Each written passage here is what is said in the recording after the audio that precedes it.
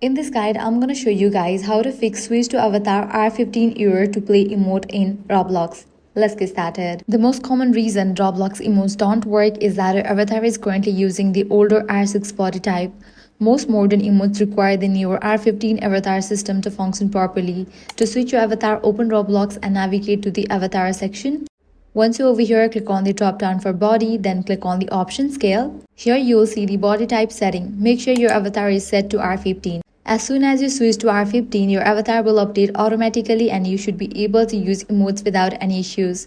After making the change, join a game and test your emotes again. In most cases, they should start working immediately. However, it's important to remember that some Roblox games are designed to force a specific avatar type, such as R6. If you enter one of those games, your avatar may automatically switch back, which can prevent certain emotes from working. In that situation, it's normal behavior controlled by the game itself. And that's it. If this guide helped you out, do not forget to like, share, and subscribe.